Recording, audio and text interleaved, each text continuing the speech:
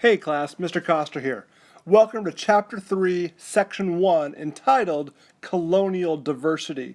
In this section, we're going to be looking at the wide variety of people that came to America.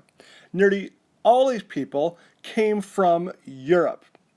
By 1700, the population in the colonies was 250,000. 60 years later, that population was 1.5 million. Most of these were European immigrants, and we've talked about a lot of the reasons why they came to America. Economic reasons, all kinds of land, and of course, the promises of freedom. But there were some areas that brought the most Europeans to America. First of all were the English. England here is identified by this pale green color on your map. All that pale green area are the English. You see, they are by far the most prominent group in the colonies. Going in every single region, they were well represented.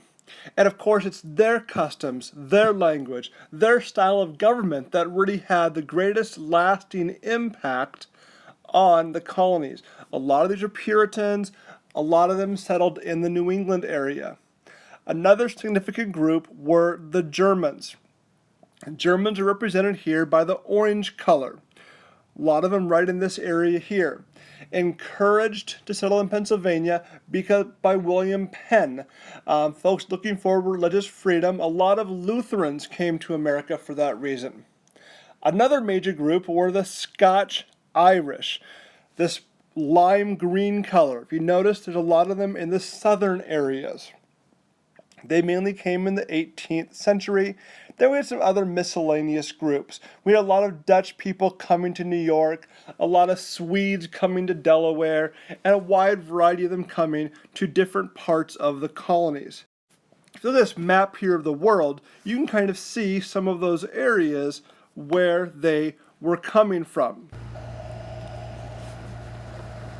All right, class, let me look at the map up here of where these groups came from who came to America. First of all, we have the English. They're to come over, they're to hit all over the East Coast, primarily New England, some of the aristocrats down in the South. Another major group are the Germans. The Germans are coming over here to William Penn's territory and are coming to Pennsylvania. Another major group are the Scotch and the Irish. They're coming down south a little ways. They're to end up in Georgia, South Carolina. A few other small groups. We have the Dutch. Where did the Dutch go? Of course to New York, right? It was first New Amsterdam, then it becomes New York.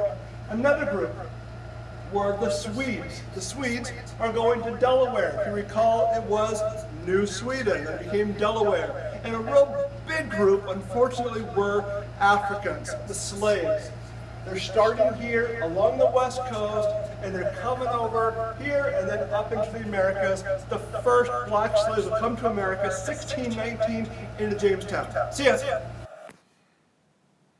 So unfortunately, we have a wide number of Africans being enslaved. It starts off in 1619, very early in America's history, and they're coming to Jamestown initially. That's where America began. These Africans first came as what we call indentured servants. An indentured servant is someone who would work for a certain number of years before gaining their freedom. But after a while, that indenture changed into flat-out slavery, where they had no chance at ever gaining their freedom. They became property.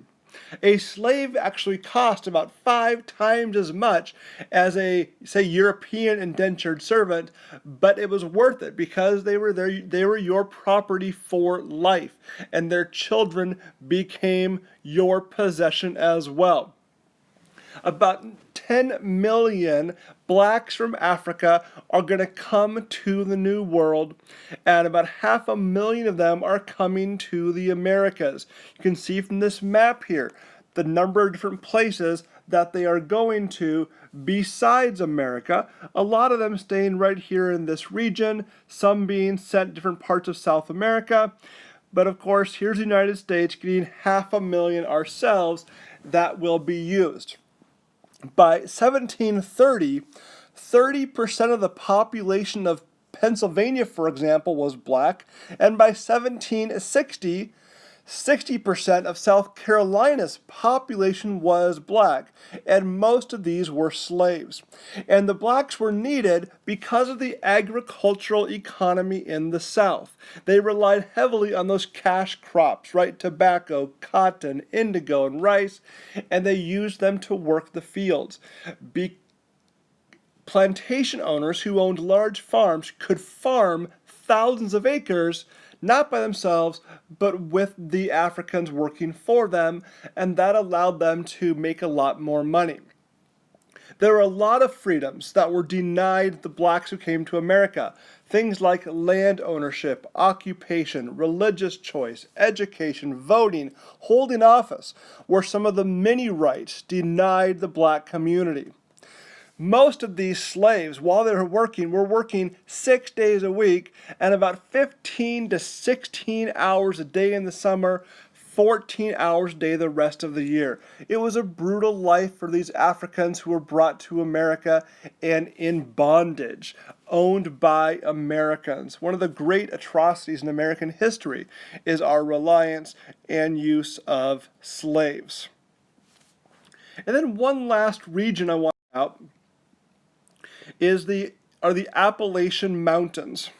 And the Appalachian Mountains, you can see here, is the smudge on this map here in front of you, right through here. It runs up and down the East Coast, and it provided a western barrier between the East and the West. We call this the frontier. Any land that has not been discovered or been settled is known as the frontier. And we had some special people living here. We called it the backcountry, and a lot of the folks lived there. We called them the riff-raff, kind of some of the lower people of society, I guess.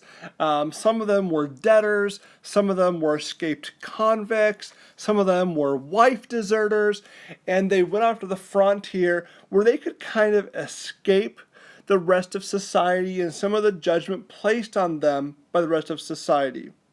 But typically, as they moved west and they claimed this land for themselves, it caused a lot of controversy between them and the Native Americans who were already living there. A lot of clashes, but a fourth group, besides the New England, Middle, and Southern colonies, are the backcountry people. Travel back then? Well, I want to make note of the Great Wagon Road. The Great Wagon Road, you see it mentioned right here, runs from South Carolina all the way to Philadelphia. At this time, it actually stopped in Lancaster, Pennsylvania, and it began in Salisbury. But it helped to transport people the 700 miles between North Carolina and Pennsylvania. And actually by 1776, it helped to push people into the frontier, some 250,000 of them in all, living in that part of the country. So you see from this section a wide range of folks coming to America, some of them by their own choice, the Europeans coming for greater freedom. But unfortunately, the ironic side is that we have Africans being brought to America where their freedoms that the Europeans are coming for, they are being denied those freedoms.